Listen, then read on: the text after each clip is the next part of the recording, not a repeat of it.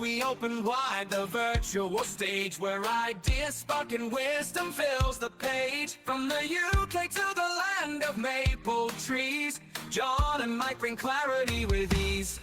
We're building meetings, webinars with might, helping you shine, your message taking flight. Whether you're new or you've done this before, Lord Zoom Live will help you do much more.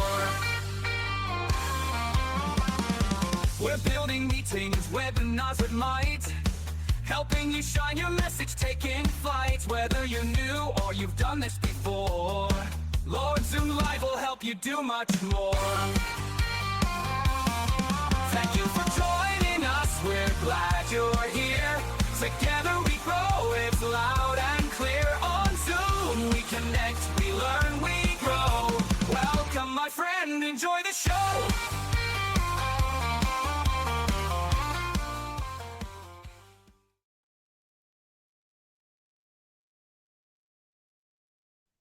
Hello, welcome. I've reduced my name to JD today. You'll find out why shortly. Had a lot of feedback about this getting started and how we create the energy with interaction at the beginning of webinars. So I thought I would just knock up a few slides and a bit of tech and show it off to you. It's not that easy. I apologize. It really isn't that easy. Let me preface that.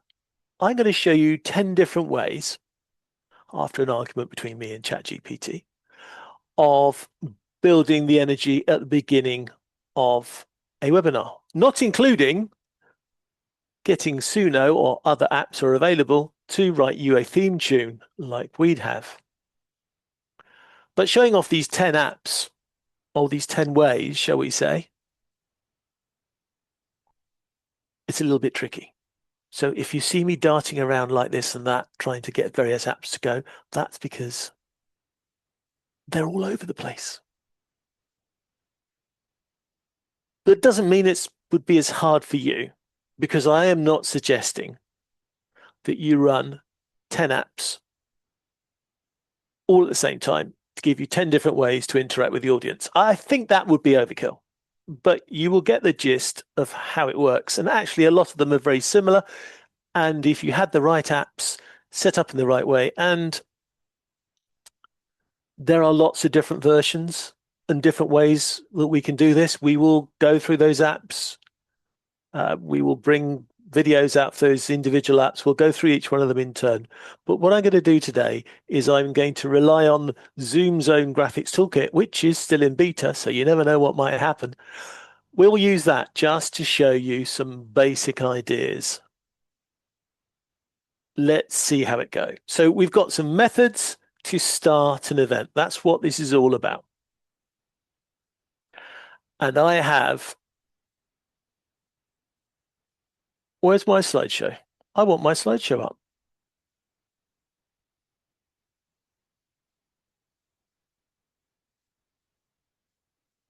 That's better.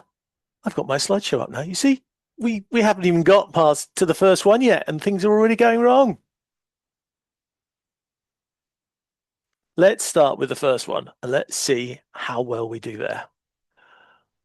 Very, very typical one. ChatGPT put it at the top of the list. I put it at the top of the list. This is the one everybody starts with. And it's almost the most fun of all of them. Where are you from? It's used all over the place by webinar people from all over the world. Where are you from? If you've got an international audience, it's one of the most exciting things to put up. Where are you from? And you'll get answers and you'll get things in the chat, and it gets people talking, gets people looking at where other people are from. You can get some interactive chat on that as well, and you get some good feedback. And if you really want to show off, and frankly, I don't want to tonight because I've got enough apps already, there are, and I can think of 3. I have my own in production, so I can think of 4 versions of apps that could take that where you're from and put it into a map. And we've all seen that now. It's on a lot of apps. We'll be showing them some of them off in the next few weeks. It's a nice, easy one to show where people are from. But don't forget the other thing, that when they're putting where they're from in the chat, I promise you, people will make comments about, oh, you're in the same town as me, same city as me, you're in the same country. Oh, it's been raining here. Have you had rain as well? You can get quite a lot of interaction and encourage it. But most importantly of all, when you do this particular call, refer to the people in the chat, because that way it makes it personal. If you can't bring up a map of where everybody is, pull out some of the people's names. Make some of the people at the very top and also comment about some people at the very bottom. Because if people are at the bottom of the list with the chat, you need to refer to those people. Otherwise, they will not remember the names at the top. And therefore, you will lose the credibility of being live. So you want to interact with people that in the chat, in the latest chat messages, as well as the first, because that way you are shown to be relatable to the chat. Of course, if you can get, and I don't know if anyone's actually put where they are in the world, but if you have, like I have, Graphics Toolkit, I can highlight a message, and hopefully if I've hit the right button, that will now come up on the screen. So even using Graphics Toolkit, I can pull up somebody and can say, oh, except I can't read it because I've got so many boxes here. But I have a feeling that's Mike saying he's somewhere in Canada. And I can say, oh, I see we've got Mike from Canada. Who else is here from Canada? And again, I've now related to somebody in the audience, and I'm now getting the rest of the audience to get involved. So don't just say where you're from and get one of these apps and just throw up a map and then smile, because you're not interacting. You're going to interact with the map.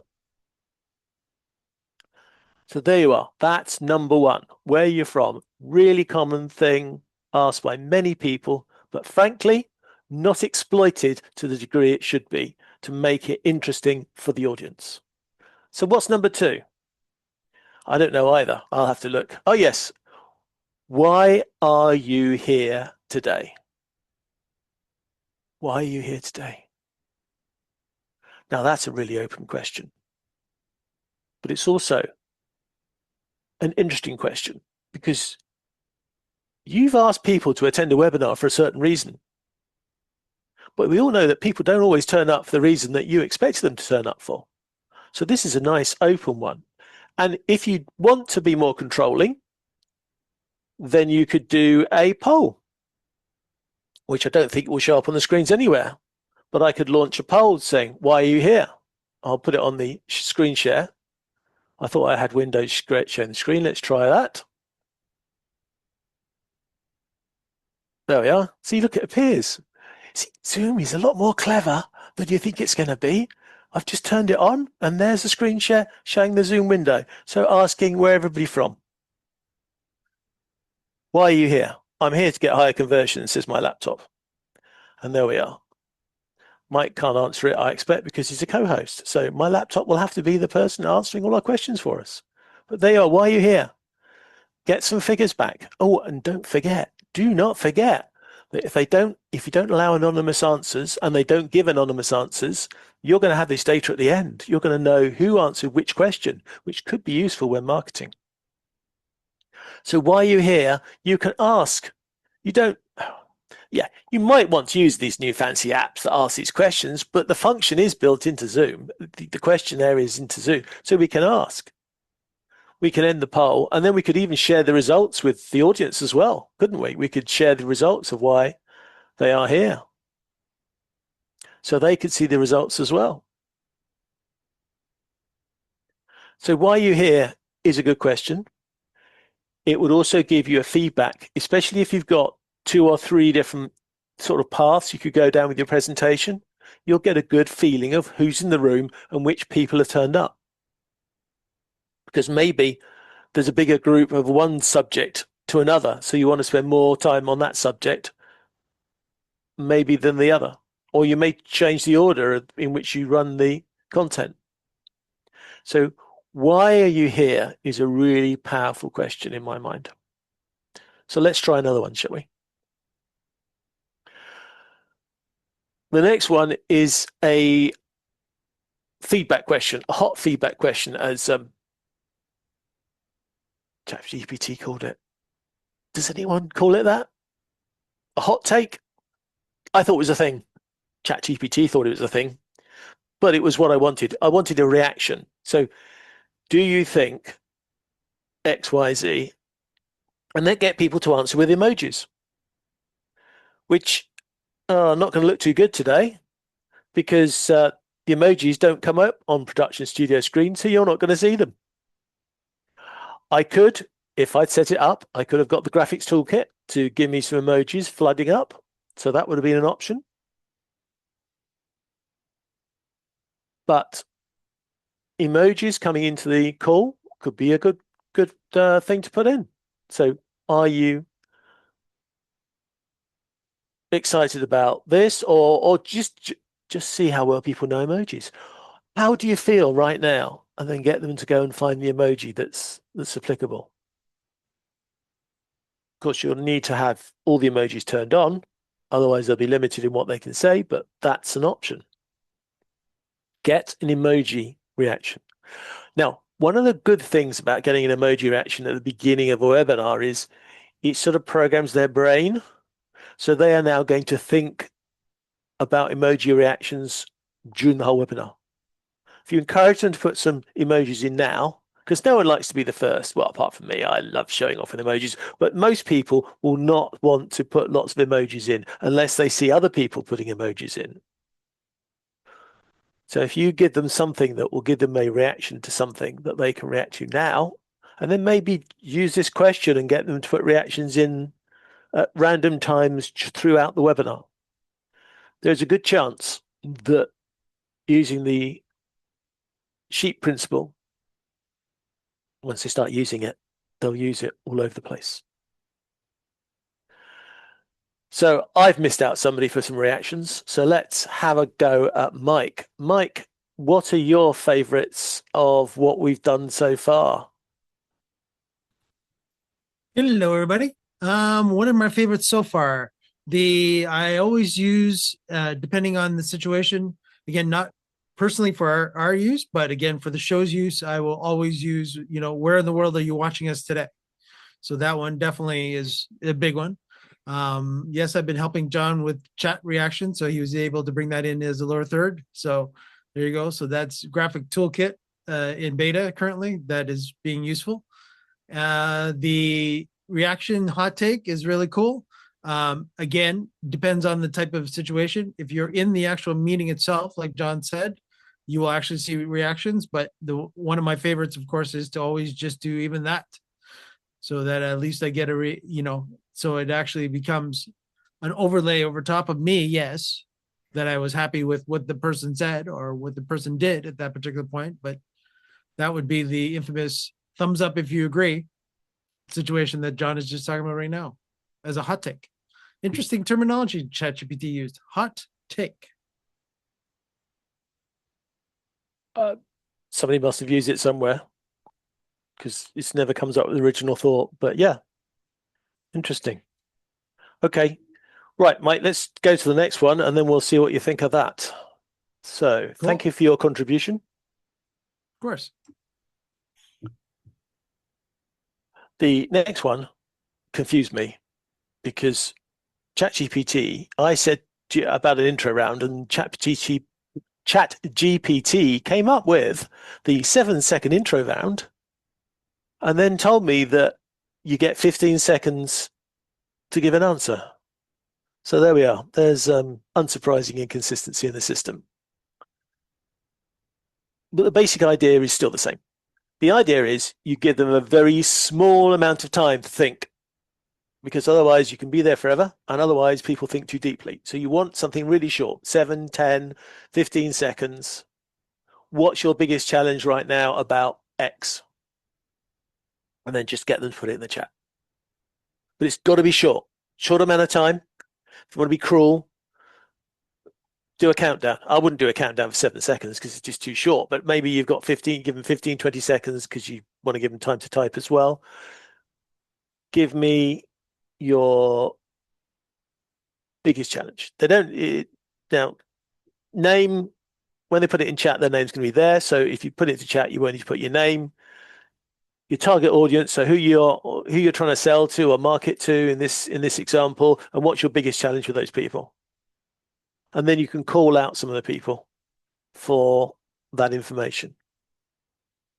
Again, you can throw this in at any time during a webinar. This particular one doesn't need much preparation. Okay, you might say 7-second intro round, give your name, give your audience the biggest challenge, and then you could use the graphics toolkit or some other product to bring an answer.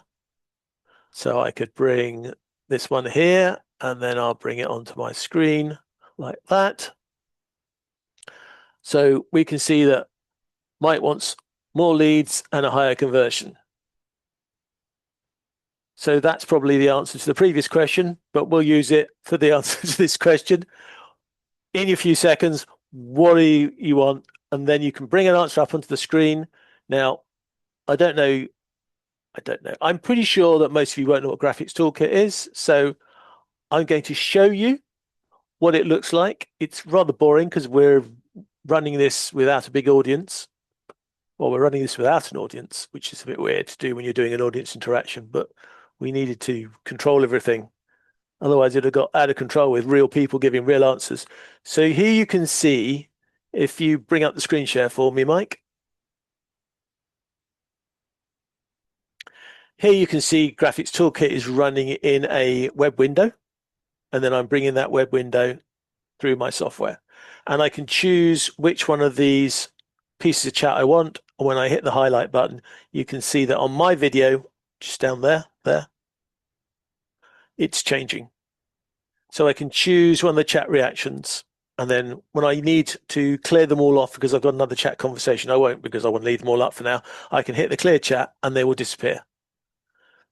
We are running a webinar tomorrow, I think, on this toolkit program. So if you want to know that in more detail, that will be in our following webinar. So that's the question. We give them a 7-second round, we put the answers in, and then I can pull out the chat, interesting ones.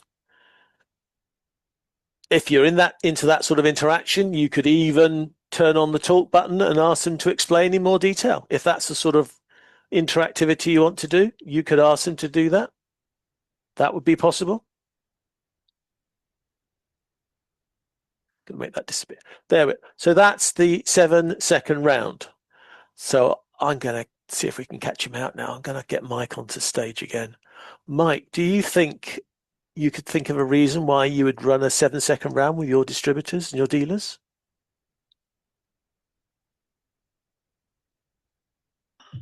I get there, I promise. Okay, there we go.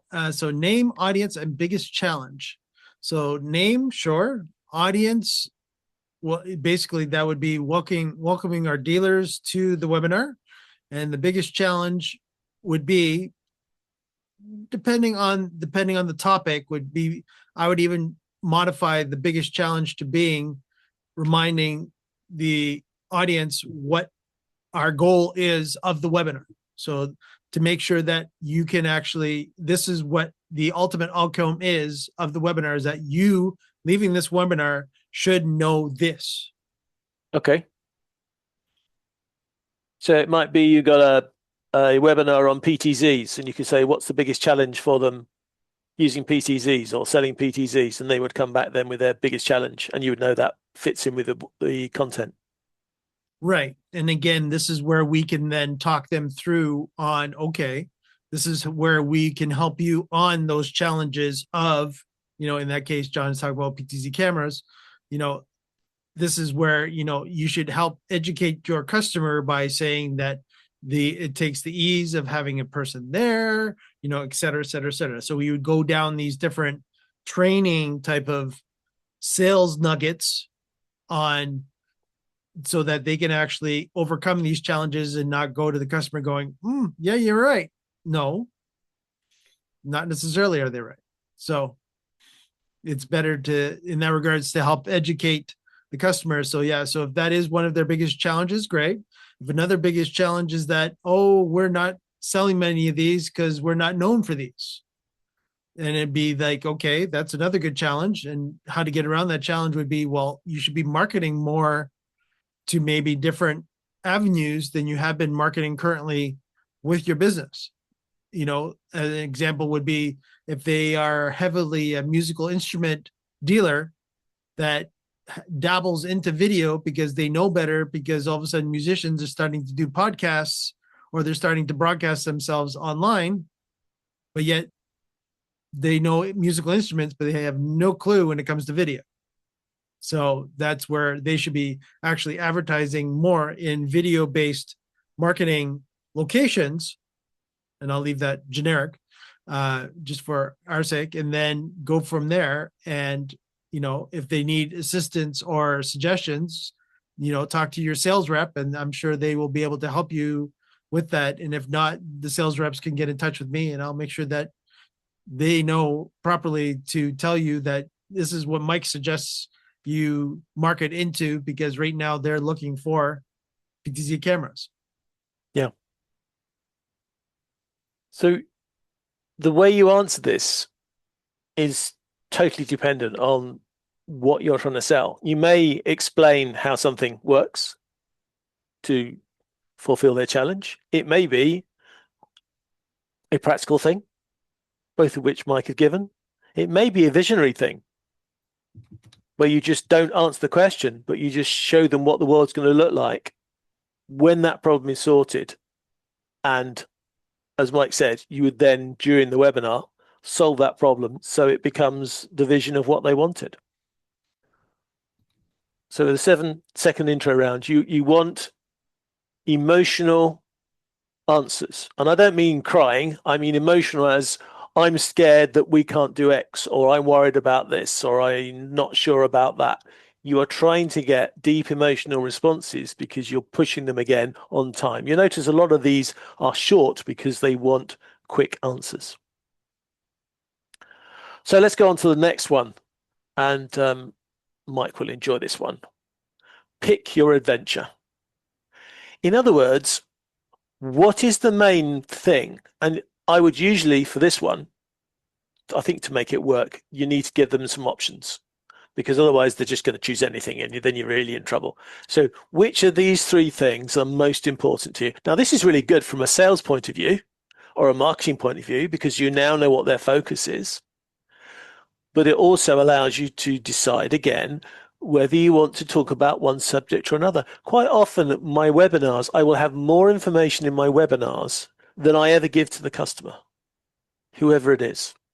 It's the same as my speeches. I was doing a speech this weekend for a competition, and I had more things to talk about than I'd ever get into the 5 to 7 minutes that I was given.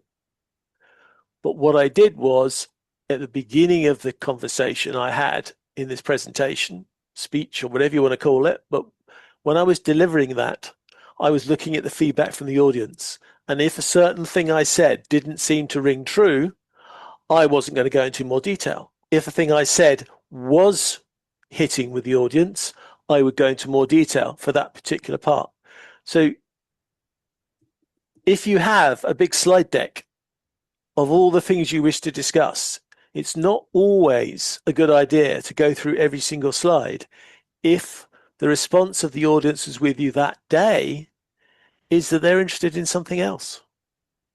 So if they're all interested in leads and better sales and nobody's really worried about follow-up, then maybe it's better to spend more time and more effort going for your lead slides, your better sales slides, and just very quickly summarize the better follow-up for later. Then you are giving the customers what they want. And this is why, blatantly for me, this is why pre-recorded webinars are rubbish.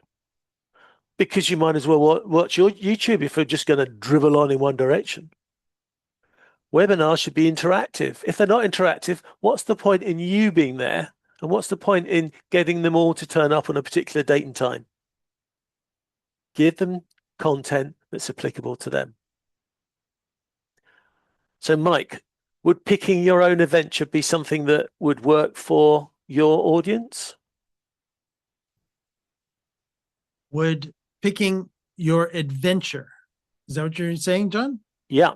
If you gave them three different questions for what they wanted to do, or what they wanted to sell, or what they wanted to promote, would that be a question that would work in your particular environment?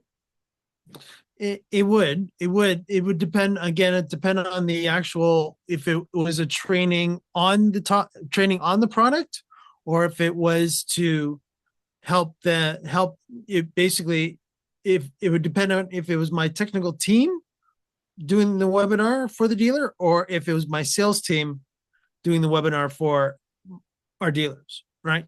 So if it was our sales team to help our dealers be able to sell the products more by giving them little, gotchas or shall we call it cheat sheets of some sort, where it's like, oh yeah, if you say this to them, that'll work. And you say that to them, that'll probably get them thinking, going, oh, I never thought of using it that way. If we're talking again about PTZ cameras, if we're talking about, other different products, of course, everything varies. But again, when it comes to, so again, very easily, yes, there, you could actually, if it was a sales-based webinar where our sales team or even our head of sales was actually putting this webinar on for our dealers, I would expect from our dealers themselves to it be sales to sales type of webinar, where it would be, okay, so you're having problems selling the PTZ cameras from brand X that we distribute. Okay. So, all right. So what questions have you been asked in the past that you've stumbled upon? Is it common? Have you heard it multiple times? Do they ask you, the connections to the camera? Do you not understand what those connections are? Basically then feeling out for our sales team, should we actually have a more technical type of webinar at that particular point? Or is it that they just don't know, they know enough about it technically, they just don't know how to convert that into sales for themselves? Yeah. Right. So it all comes down to the structure of the webinar. But if it is better sales calls or better follow-up, then that's, yes, our dealers at times are horrible at follow-ups because they just expect people to show up and buy. But that is the nature of our industries. So that's a whole different topic. Fantastic. Thank you for that. All right, let's try the next question. Again, ChatGPT came up with this phrase and I didn't have anything better to put in. So there's the hot take reaction vote. So again, we're asking questions. We can get them to put emojis in. We can get to the simplicity of thumbs up and thumbs down, or do you love, just the standard so-called basic reactions to just get people to react to what you say. So ask a challenging question, ask a provocative question, ask a philosophical question, ask something that's a bit on the wall, off the wall, and then just see what you sort of reactions you get. And you can take it in the chat, as I've just popped up one answer from Mike, or you could use the emojis to get the answer. It doesn't matter. As long as you are asking questions and they are reactions, then you are getting things back from them. You might use this again to decide whether you need to explain something or whether the audience gets what you've said already. Do you need to go into more detail on a particular subject or not? That's another just simple way of getting people to react. Now, I know, Mike, you are Well, you're not a recipient. You're a donator of thumbs up in a lot of webinars. I always see you're always one of these people that when it's being said, you are trying to force reactions into the flow and putting thumbs up and things on Zoom webinars, for instance. I've noticed you do that. So you must be a follower of this. Yes, you are. There we are. See, thumbs up straight away. So it's a very good way to show yourself as a thought leader. Those thumbs found me again. Yes, it's true. Yes. Yeah, I have no problem when somebody says something that I need a reaction to. Absolutely, I'm going to react in any way possible. Is my choice method sometimes to go over top of me and could be maybe distracting a little bit, but yes, but they deserve to look at it and go, hey, that's cool. Yeah, you decided to use that one instead of, or, and again, if they say something funny, they deserve to see that, I think it's funny. So if you want to subvert or get noticed in a meeting, emojis are a very good way of being seen.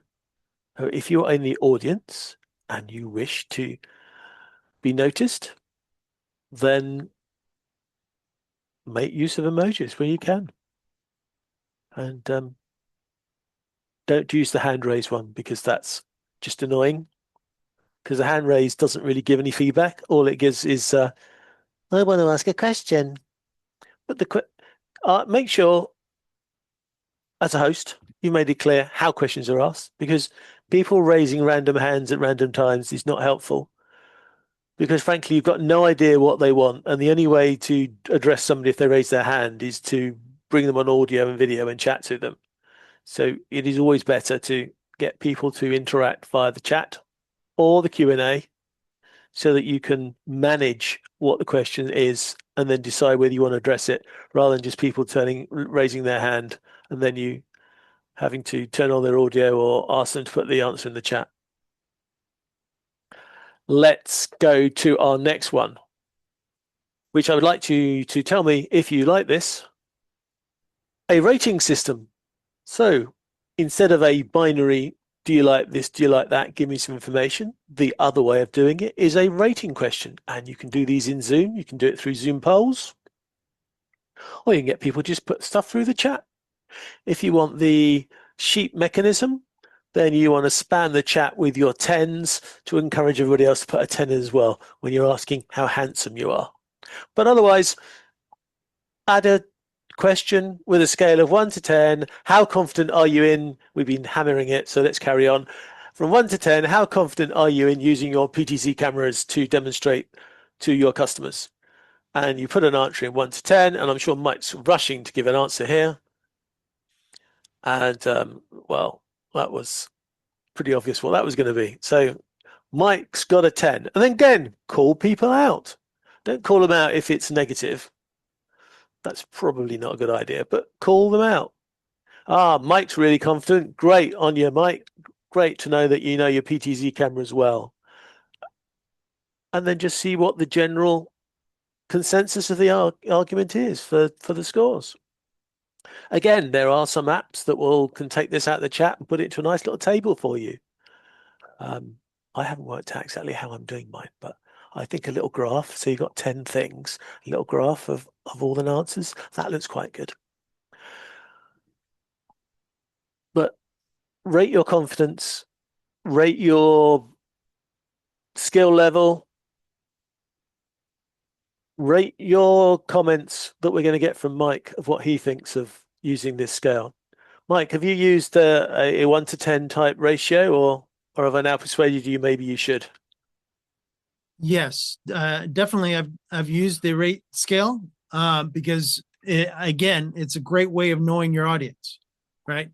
Especially their skill set, especially when we do the technical. We make sure that during the webinar itself, we'll purposely pause and actually say, all right, from everyone in the webinar currently, what is your skill level of using the PTZ camera remote control? Terrific. How often have you used that? Put the number in chat. And we want to make sure that everybody, puts puts it in there. Now, this could be done in chat, of course, John, and of course, this also could be done if you really wanted to. I guess this could be done as a poll Yep. and put each number in as well. So again, we've done variations of the two because we just want to make sure we've done it in chat. It depends on if we want to make sure that we have the recorded information or not.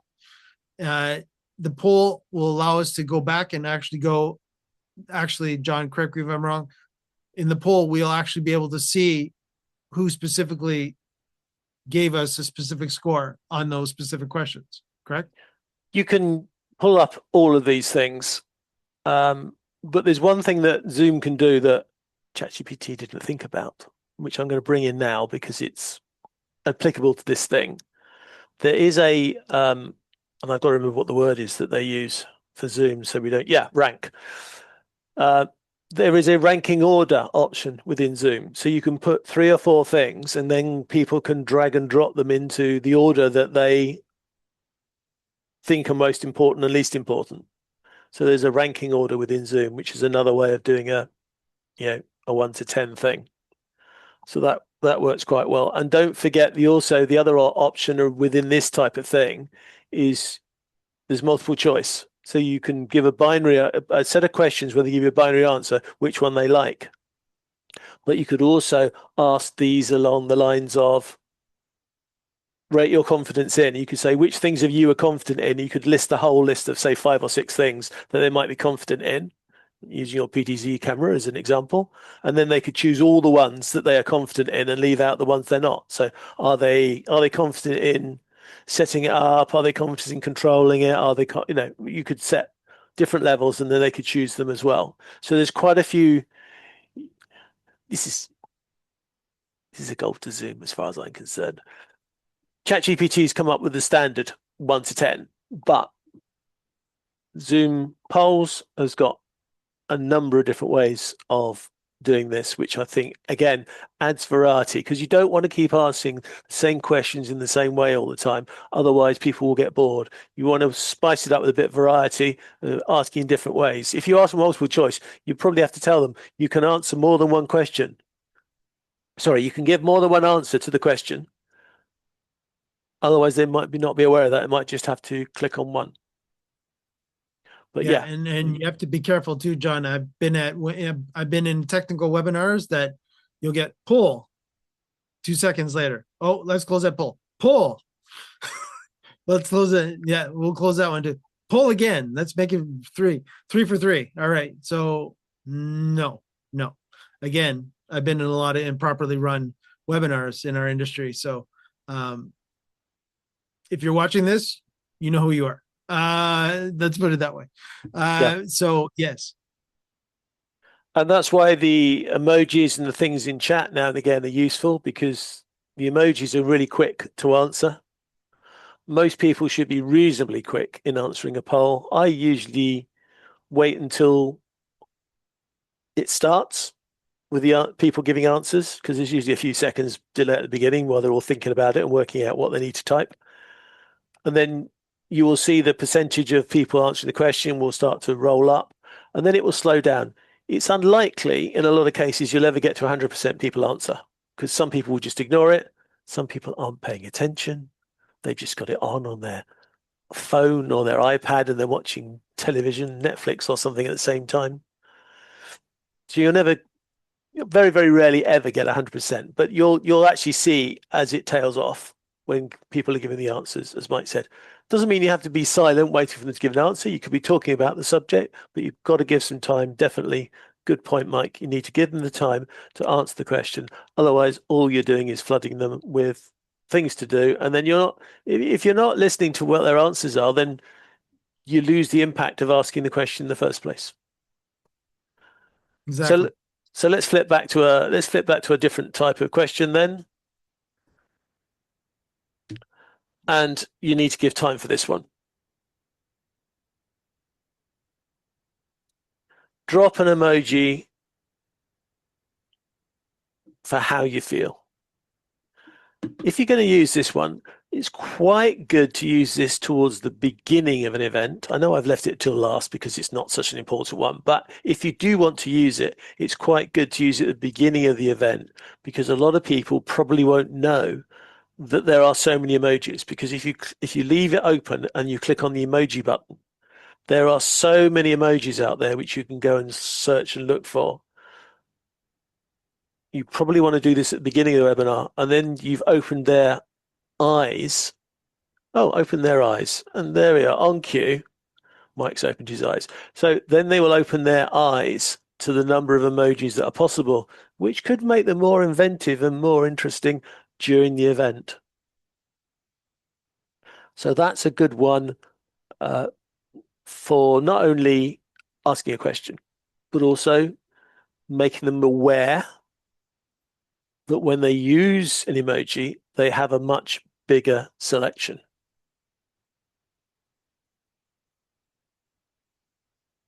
What's your favorite emoji, Mike? What's my favorite emoji? Well, I don't know. I gave you that one, so that looked like me with glasses on. So that was me being happy. And that's also the nerd one. So that sort of fits me right now as we're talking to you right now. Is that one of my favorites? I've got a few different ones. Usually, as John knows in our private chats, I do the one very quite often because I'm usually pondering something that we're usually discussing. So I guess that would be one of my favorites. Again, it depends on the topic of the webinar. That's a great answer. That's a great answer. And if you notice, Mike sort of delays things now and again, that's because he's actually running production studio. So the screenshots that you're seeing, the screen layouts, is Mike's control. So when I ask him a question, not only does he have to get himself on the screen, he then has to think of an answer so that when he comes on the screen, he makes sense. And of course, to unmute himself. So there we are. You see, I might be challenged, but fortunately for me, Mike's being challenged even more. But don't worry, Mike, because we're nearly there. Excellent. So our penultimate, I think we have one more after that. Anyway, the next thing that ChatGPT and I came up with is one that I like, and I think I put this one in. Yeah, I'm pretty sure I put this one in. So this is the, well, it's now the myth-busting quiz because GPT came up with the final answers for all the lists for me. But for me, this is the revelation question. I use these quite often in presentations as well, rhetorically, but it's always nicer to ask people if they know it's real. Some revelation, some light bulb moment type question. And then get people to agree with you or not, because they might not. If they haven't, then you've got to decide whether they've got contrary views to you or they just don't believe you. But having a nice myth-busting question is really cool. And if you want to be really naughty, of course, you can do it the other way around. You can say, I've heard it say that, and then put the myth question up and then see which side of the fence people are on. So the myth-busting question is good. And it's good because it's what they call is a pattern interrupt. It takes them off in a certain direction and makes them question the reality or how they think things work or how a system works or whatever. But it's got to be something that really challenges them, that make them think, "Ooh, is that true or not?" And that really gets their brain working and their brain's attention. So if they're watching Netflix or something and they get a question like that come on the screen, they're going to answer true or false. That's going to pull everybody back together again. So this is quite a devious question. And then, of course, you've got to have the data, the information, the presentation content to be able to prove it or disprove it. But you've got to have some really clear information that allows you to back up this myth. Whether you're going to true it or false it, doesn't matter. And of course, it's a good one for getting people to then put their own views in the chat. But if it's complicated and they're going to take half an hour to type their answers, it's not a good use of time. So be careful if you do ask people to chat. As Mike said before, you don't want them to be halfway through, some great epic answer, and then you've gone on to the next subject, because you've then lost them for the next 10 minutes, which is not good. I wonder, Mike, have you got any myth-busting questions that you use in the world of the internet and Zoom and communications? Well, there are times that it really depends. Again, obviously, it depends on the different topic of the webinar. But yeah, absolutely. I will drop, I won't call it drop a bomb, but drop a bomb anyways of some sort of where, it's been one of the, faux pas or some sort of, I'm just trying to think one off the top of my head. I haven't got one yet, but we'll see what it comes here. But when it comes to myth busting, there are times where you'll have a myth bust. If we go back to a PTZ camera, let's say a myth that the camera won't properly follow a person. Well, it can. It depends on the actual capabilities of the camera and depends on the capabilities of the software that you're running with the camera. Yep. So that is a bit of a myth that a PTZ camera, once you just point it at something and you hit a preset and that's fine. Yes. But again, depending on the capabilities of the camera, you could easily have it follow you. And people will go, oh, no, it can't do that. Well, yeah, it can. And then there's the other myth of, I would never use a PTZ camera for sports because I need a person actually controlling the camera to be able to move for it to follow the play. And I'll say, well, no, that's a myth too, because you can easily, if you really wanted to, have a person on a PTZ controller that is doing the identical same thing. Yeah. Or get to the point of having the camera itself follow a specific player on the ice until that player goes off. That's very popular now in NHL. They'll actually have one specific person that they pay, quote unquote, that will chase the captain. Let's say all of a sudden the captain of the hockey team is on the ice. Well, they'll have that one camera guy. That's his job is now while he's on the ice to just constantly just be following him no matter what he's doing. Sure, that can be done easily by a PTZ camera. There's a quick myth on the fly there for you, John. Thank you very much.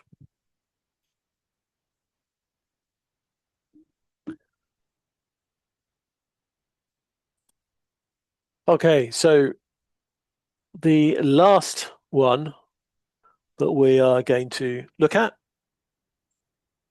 is the ridiculously named 60-second micro breakouts. But it's sort of what I wanted to talk about. Still one idea. In other words, you can go two ways on this. You can give them one cool idea and just say, do you follow this, yes or no? Which we sort of talked already about. But you could use breakout rooms. Now, you could have a quick breakout room where you just throw them in and give them 60 seconds each to give their view on the subject. And then you expect them all to come back and vote on what they think. So you're going to give a provocative question. You're going to let the audience go into a breakout room and discuss the challenge between them. But you make it short because you don't want them to start pitching to each other and talking about other stuff. You want to give them a very short amount of time so that all they can do is go in there and then take it in turns to give their view and then see if they can persuade each other of the view. And then everybody comes back and you have a vote. They do a thumbs up, a thumbs down, or whatever.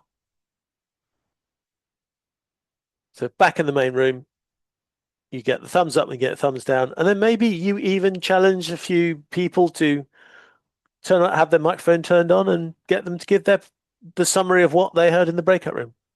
Now, breakout rooms can be run. You can almost do everything that we've talked about by doing it by breakout room. So everything we've talked about, you could more or less throw them into a breakout room with that challenge, that question, or all the things we've talked about, and then get them to go and discuss it between themselves, and then come back and give you a collective answer. You may even, one of the breakouts that I quite often use is to say to people, sum up X in 10 words or less. And then I'll send them into the breakout rooms to go and try it between them. And then one person in the breakout room will be responsible for giving me the best answer. So they're going to go in, compare answers, vote on the best answer, come back and give me the best answer. That's quite neat, because then if you've got 100 people and you got 5 or 6 in each breakout room, you get 20 answers. Whereas if you have 100 people and you ask them all the answers, you just get 100 views. This way you get more of a collective answer, which actually is interesting as well than just getting individual answers. So that's the other idea. So these are micro breakouts, throw into a breakout room, give them a very clear objective, and then tell them they're coming back in a certain amount of time, so they haven't got long, they can't muck around. Again, it's off your top of your head, answer to this, see if you can persuade everybody else, come back with a collective answer. Mike, is that too cruel to give to your audience when you're trying to persuade them to buy something from you? The 60-second time, maybe the only, it might be too micro. I might need a mini breakout instead of a micro breakout, just because depending on how many people are in the actual breakout and depending on the topic of sending them into the breakout for them to discuss. But I see where you're going with this, John. You chose 60 seconds. I understand why, but again, I would probably, for me, a mini breakout would probably be, I maybe go 2 to 3 minutes, just because I'm taking into consideration that at times Zoom might actually eat into that 60 seconds a little bit. It's actually moving people into the breakout room. Yep. And figuring out what they should be doing. You have to turn their audio back on if it turned it off, just to give that extra little bit of leeway. But I see where you're going with this, but I'm not sure 60 seconds for us personally, for our company would work, but I could see where it could be used. Okay, let me let you into a secret. You're right. I don't just give them 60 seconds. I don't hit the breakout room and tell the breakout room software to bring them back in 60 seconds. What I will do is I tell them they've only got 60 seconds, but I will put them in the breakout room. I will give them 10 to 15 seconds to get into the breakout rooms. I can see from the breakout room software that everybody's got into the breakout rooms. And then I will tell them the 60 seconds start. So yes, I agree with you. The concept of the 60 seconds is to get them to focus, but yes, I accidentally don't start the clock at the beginning, and I accidentally on purpose will quite often say, even if I tell Zoom that I want them to come back, I will then quite often put the delay timer on. So Zoom will tell them the time is up, but will then give them 30, 60 seconds before it actually closes the room. So those people that still got a sentence or two to share can see the countdown timer before they're dragged back. So yes, I will do that. And the other observation I've got, which I'm glad you mentioned that, the other observation is if you're doing one of those sort of sessions where you're going to put a group of people into a breakout room and then you're going to put them into breakout rooms 2 or 3 times during the webinar, got a chance to build a relationship between each other and work together on bits. My experience is, yes, you still got to give them that 15 seconds before they all get into the room to do stuff. But if you're putting them into the breakout rooms on a regular basis throughout the few hours of whatever you're doing, if you're doing a longer webinar and you're going to be putting them in 3 or 4 times, you will find that actually they get faster at doing stuff because they get to know each other, and there's not all that fear of opening their mouths at the beginning, because once they know each other, they will do the other other things quicker. And if you are using breakout rooms a lot, then if you have a break for lunch or a restroom break during your webinars, it's not a bad idea to throw your webinar teams into their breakout rooms. So if they want to chill out and have a chat during the break, then they can do so. And then you don't have to worry about having that conversation. Yeah, in our situation, John, what we do is actually, especially if it was a sales orientated, then it would be breakout rooms per sales rep, so that if the dealer wants to give some feedback, that's great. That by all means, we open that up. So it's, so you'll actually, so it won't be that we will force you into breakout rooms, but the list will come up and then people will be able to choose that. Oh yeah, who's my sales rep again? Right, go. Then they'll actually go into their breakout room and, and then of course I'll do, if I'm hosting or if one of our team is hosting, I will just make sure that I tell them that to make sure that they do a broadcast into the breakout rooms that we're going to be starting in 2 minutes, to have them wrap up their conversations in the breakout rooms, because we're going to bring everybody back. That's great. If you're running anything like that, or you've got moderators or people like that, then yeah, that's a great thing. Give them a challenge and then put them into the breakout room so they can converse or whatever. And if you've got moderators in there as well, they can answer questions at the same time. And that sounds fantastic to me. So that's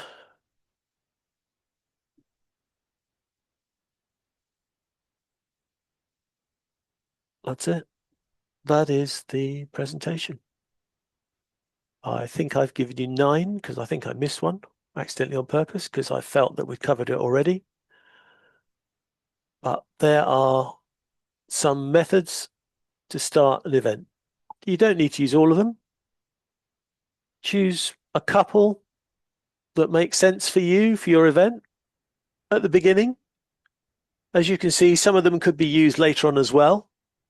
But the focus of this was to think of things that set the stage physically and virtually. By creating these interactions at the very beginning, which is what this webinar is focused on, you're going to create the atmosphere where people will want to interact, want to talk, they want to chat, they want to put in emojis, they want to fill in the Q&A, they want to ask questions, because if they ask a really good question, maybe they're going to be invited to the stage and they can, quite often I have people come on the stage, I tell them that they can have 20 seconds to introduce themselves, so they got a chance to pitch to the rest of the audience. Whether you want to do that or not depends on your audience or whatever. But interaction is interesting. Pre-recorded webinars are boring. Don't use them. It's a death sentence for you and your audience. And even worse than pre-recorded are you not having the confidence to come on camera and getting some AI bot to have the conversation. Because I've got some bad news for you. At some point, if you're going to sell stuff, at some point, you actually have to talk to the customer. I know that certain people from a certain part of America would like you to do the whole transaction through a bot, and then you never have to talk to anybody anywhere. But let's be honest, in a normal world where you are going to interact with customers when you deliver a service to them, at some point, you're going to have to speak to them. And let's be honest, people buy because they meet, they know, and they like you. They can't like you if you are some AI bot. It's no good them falling in love with this fantastic AI bot who speaks beautifully, looks great, has a wonderful background, if then you turn up afterwards, because they've fallen in love with, given their respect to, feeling confidence in a bot, not you. That's not a good relationship. Ask all those men who've used fake bots and images on dating sites. Ask the women who do it as well. What do you think happens when you have to read? When you meet the real person? It's not worth it. I strongly suggest you want to put yourself in there, get people to know you and like you for all your imperfections. And if you use these types of methods, you've got them interacting with you. You've got them taking part, and you'll have a much more engaged audience. And speaking of engaging, thank you, Mike, for your engagement today. Thank you for controlling the production studio and all the other bits in the background and putting in the chat messages for me. Saved me leaning over and having to type it all on my laptop. So thank you very much. Any closing remarks? No. Again, it's always good to have entertainment elements. Should it be little quirks, little funny sayings?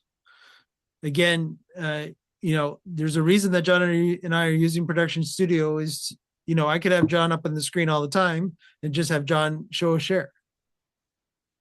But again, if it's not engaging, if it's not looking production worthy, especially there are ways of doing it, as you saw today with us here today.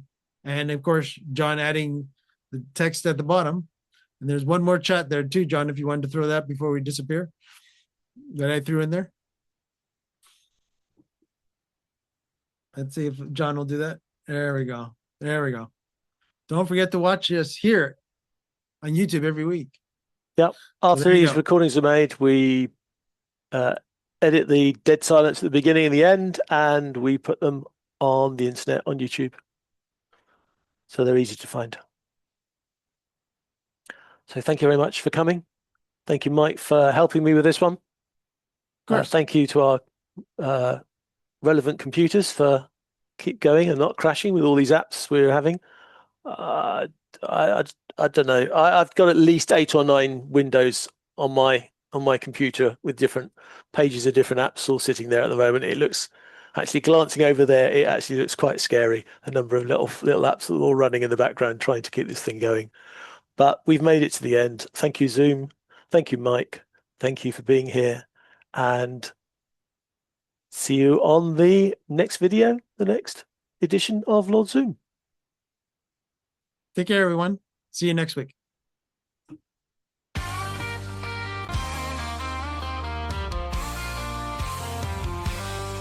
Every week we open wide the virtual stage where ideas spark and wisdom fills the page. From the UK to the land of maple trees, John and Mike bring clarity with ease.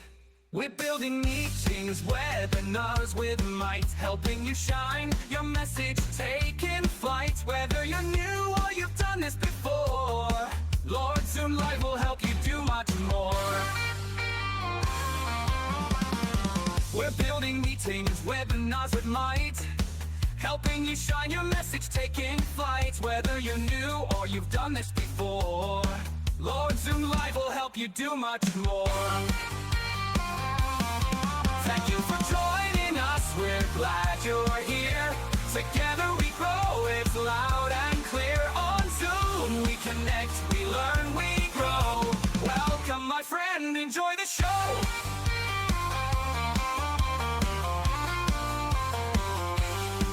From big events to breakout rooms with flair, we've got the tools and we're ready to share. Guest experts drop in, bringing gold each time, with insights and tricks to help you climb. Can't make it live, we've got you still on YouTube and LinkedIn. We're giving that thrill, so tune in later or catch us next round. Either way, your success is where we're bound. Thank you for joining us, we're glad you're here. Together we grow, it's loud and clear. On Zoom we connect, we learn, we glow. Welcome my friend, enjoy the show. And make it live, we've got you still. On YouTube and LinkedIn, we're giving that thrill. So tune in later or catch us next round. Either way, your success is where we're bound. Oh, oh, oh, oh, oh. Take the spotlight, the stage is yours. Bring your message through virtual doors. Each week we gather, and now you know you're not alone. So let it flow. Thank you for joining us. Now go and shine. Share what you've learned. Your voice, your time. With Lord Zoom Live, your power will grow. It's time to build your own show.